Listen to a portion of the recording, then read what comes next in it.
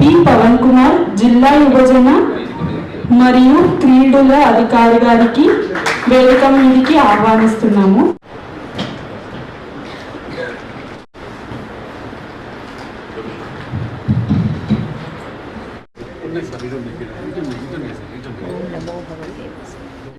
ఆరోగ్యం ధన సంపద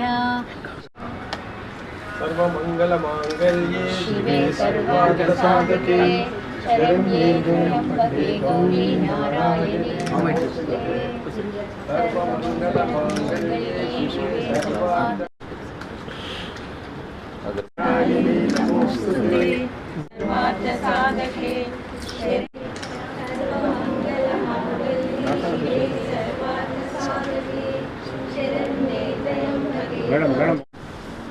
జై వాసవి మాత, జై వాసవి మాతా की వాసవి.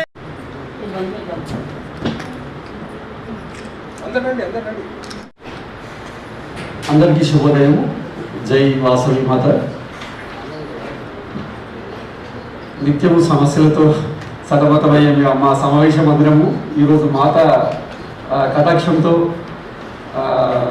మంచి శ్లోకాలతో పావనమైపోయిందని నేను అనుకుంటున్నాను. ధన్యవాదాలు సార్. శ్రీ వాసవి కన్యక పరమేశ్వరి గురించి బ్రీఫ్గా చెప్తారని కొద్దిగా నా మాటల్లో. వాసవి కన్యక పరమేశ్వరి ఆర్యవైశ్య సమాజానికి ఆరాధ్య దైవం మాత్రమే కాకుండా ఆత్మగౌరవం, అహింస, ధర్మబద్ధతకు చిరస్థాయిగా నిలిచిన మహత్తర ప్రతీకగా నిలిచింది. ఆమె జీవితం కేవలం ఒక పురాణ కథగా కాకుండా సమాజానికి మార్గదర్శకమైన విలువల సంకలనంగా భావించబడుతుంది. ఈ సభను ఉద్దేశించి D Venkatesham Vasavi club senior citizen president గారిని మాట్లాడవలసిందిగా కోరుతున్నాను. వాసవి మాత జయంతి ఉత్సవాలను అఫీషియల్గా డిక్లేర్ చేయడం జరిగింది. చాలా సంతోషదాయకం. మన నిజామాబాద్ జిల్లా వైశ్య కమ్యూనిటీ తరఫున, మా వాసవి క్లబ్ తరఫున, వాసవి క్లబ్స్ తరఫున శుభాకాంక్షలు, ధన్యవాదాలు, అభినందనలు తెలుపుతూ ఈరోజు చెప్పడం జరిగింది. అదే జరగడం వల్ల ఆ రోజు మన ముఖ్యమంత్రి వర్యులు శ్రీ రేవంత్ రెడ్డి గారు కూడా విచ్చేయడం జరిగింది. ఆ రోజు అక్కడికి అతను వచ్చినప్పుడు మన కల్వ సుజాత వాసవి కార్పొరేషన్ ప్రెసిడెంట్ గారు ఒక వినతి పత్రాన్ని అందజేయడం జరిగింది మన ముఖ్యమంత్రి గారికి.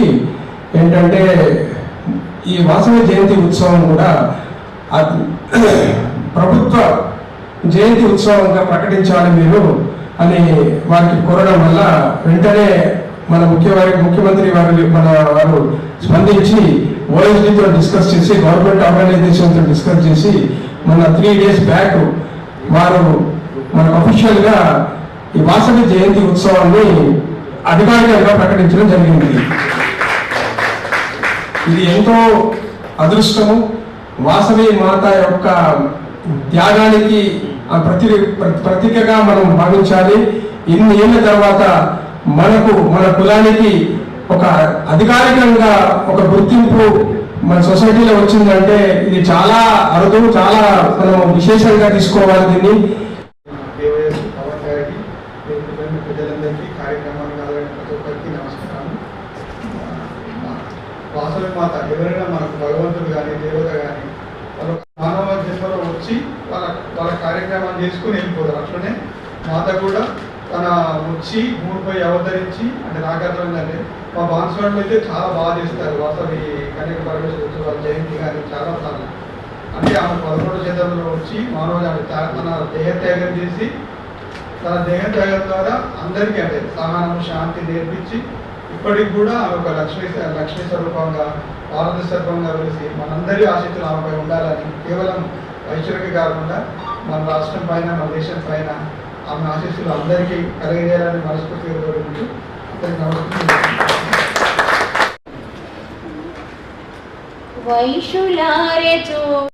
వైశ్యులారెచో